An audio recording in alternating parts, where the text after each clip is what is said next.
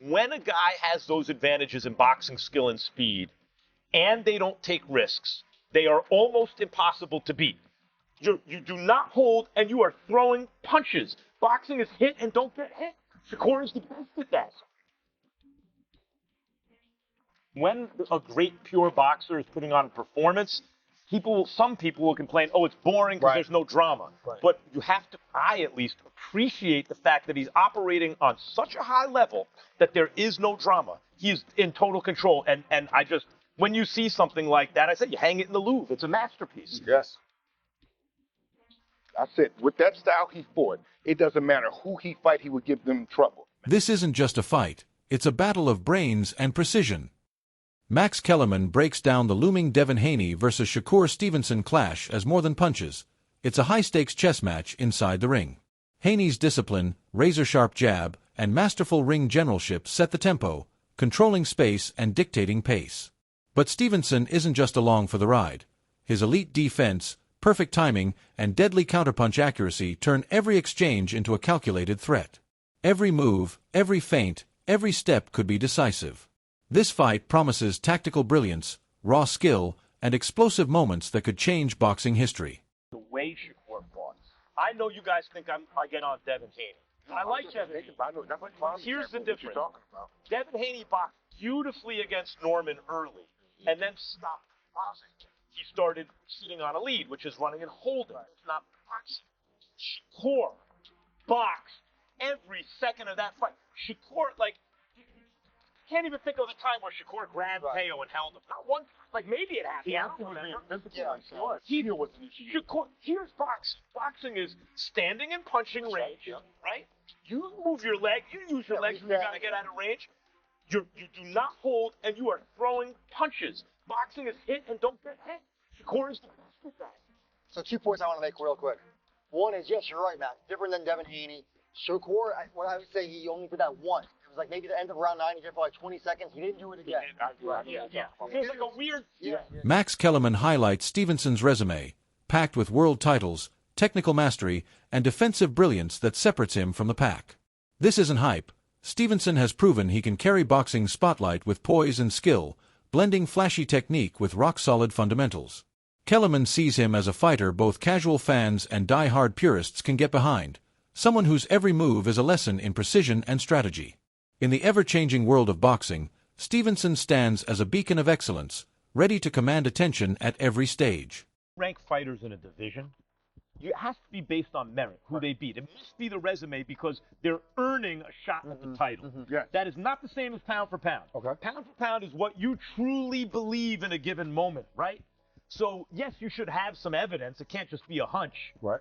But once you have the evidence you think you need, like, for example, that fight, Come on, man. it is legitimate for someone to say that they believe that Shakur is the best pound-for-pound fighter in the world. When I listen to what you say, Shady, what I'm hearing is, look, underneath, I really think Shakur is number one, but because I got to give credit to Usyk for what he's doing in a bigger division, and you know what? I don't agree with that. Where are you guys with this? I think Shakur has to do that 2 more times or 3 more times to be considered the face of boxing. I think he had a great performance. Different conversation, face of boxing and number one pound for pound. I'm only going up where I know Shady is hit. I'm kind of punching where I know he's going to be because he really believed that Shakur is the face of boxing. That's the energy Shakur Stevenson radiates as he confidently stakes his claim at boxing's top tier. He knows his talent, his speed, and his defense give him an edge few can match. Yet, Stevenson isn't afraid of challenges. He welcomes any fighter daring enough to step into the ring and test themselves against him. Every jab, every feint, every counter is a statement. He's ready for war. This isn't arrogance, it's mastery meeting confidence. In Stevenson's eyes, opponents aren't obstacles. They're opportunities to prove why he belongs at the pinnacle of the sport. So performance, that this was a Floyd Mayweather-esque performance. What do you take when you hear those comparisons? It's good to hear. It's good to hear because a lot of people don't realize how great I am. I've been told them this. It's like you got to keep saying it over and over, and it's like, as I'm saying, it's like I'm wasting my breath because it's like people like, no, you know, oh, fight this guy. Oh, you won't do this to Teophimo Lopez. You won't It's a video of like me and when me and Cameron was going back and forth. he said something like, "Oh, take yourself to 140 and fight Teophimo Lopez so he can knock your head off." And now it's like I did it, and like I said, now people getting to see what I done been. As a southpaw with lightning-fast reflexes and impeccable timing, Shakur Stevenson doesn't just fight. He orchestrates every movement in the ring. His strategy revolves around creating angles, exploiting openings, and controlling distance so expertly that Devin Haney is forced to constantly adjust and reset. Every feint, every step back, and every jab is calculated to disrupt his opponent's rhythm while setting up devastating counters. Stevenson turns the ring into a chessboard, forcing Haney into uncomfortable positions and testing his adaptability. When he's in control, the fight becomes a masterpiece of strategy and timing, not just power. So all of these guys, if y'all want me to come to 147, I'm coming there with rehydration clause. I don't even do that. Yeah. But why am I going up to these guys' weight classes if I'm not planning on going there? So any of y'all want to fight me at 147? Yeah, 10 rehydration. pounds. 10-pound That rehydration. mean The IBF rule, basically. you gotta understand. That mean on fight night, when we get in the ring, they're gonna be 157, maybe 158, Max. no bigger than 160 that night. Right. I'm cool with that. So if we could get it, like, all right, like the IBF But- rule, 10-pound rehydration. Yes, but think about it. If there's no rehydration clause, these guys gonna get up to 170 pounds. Yeah, 175. I'm in the 140s on fight night. Yeah. So if I'm 140, they 170. Bro, what am I in here wrestling around with these? Right. Devin Haney, a natural orthodox fighter, relies on a razor-sharp jab, precise foot placement, and tight defensive clinching to dominate the ring. His strategy is simple but deadly. Command the center, control the pace, and keep opponents on their heels. Every step, every jab, every pivot is designed to impose his will and limit the options of anyone facing him. Haney's discipline and technical prowess make him a constant threat, forcing challengers like Stevenson to think 2 moves ahead. In his hands, ring control becomes both weapon and armor. He fights accomplishments because now Shakur is a 4-weight world champion. Devin is a 3-weight world champion. Devin was undisputed, but now Shakur is a 2-time lineal champion. So he's a 2-time Ring Magazine winner. 2-time unified champion. If you want to add the ring, as far as with the WBO, he was unified at 130. So he's a 2-time unified champion, 2-time lineal champion. Beat a guy like Teophimo Lopez, who rises to the occasion. Had a close fight with George Kambosos.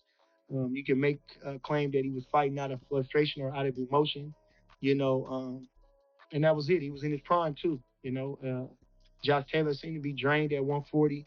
Not taken away from Devin, but he was already moving up to 47, they were saying. Lomachenko was a little older and smaller. His commanding victory over Teophimo Lopez was more than another title added to his collection. It was a declaration that he belongs among boxing's elite. Facing Lopez for the WBO and Ring Magazine junior welterweight belts, Stevenson controlled the fight from bell to bell, showcasing flawless timing, defense, and pinpoint counters. Every exchange highlighted his superior ring IQ and technical mastery, leaving no doubt about his dominance. This wasn't a close call or lucky night. Stevenson dismantled a top contender, proving why he's a force no fighter can ignore in the division. Masterpiece, man. He looked so smooth, calm, and relaxed, man. That was beautiful. That was the one boxing lesson that you future guys, young guys and the amateurs just turning pro, watch that. That was beautiful. You heard his father say in the corner, "What happened to your fast hands?" That didn't work, man. So overall, just given the styles in boxing so well, was there any way that Teo could have put on a better performance, a better plan, and No. gotten a better result? No, I don't think whatever he would have brought to the table would have worked. But, Shakur just got a great boxing mind. That's just it. He's got a great boxing mind, and once he put his mind to it, he's gonna get the job done. What is it going to take to beat someone like him? I don't know, man. Probably want to stay away from that kid. Experts are split. Can Haney's sharp jab and ring control dictate the fight, or will Stevenson's elite defense, lightning-fast counters, and tactical genius steal the show? Max Kellerman even compares Shakur's skill to Usyk's, praising his precision, timing, and ability to control every inch of the ring. Fans are buzzing, analysts are debating, and the hype is real. This is a clash of elite minds and athleticism, a fight where every second counts and one move can change everything. Don't miss a single breakdown, prediction, or knockout moment. Hit that subscribe button, smash like, and share with every fight fan you know. The countdown to history starts now.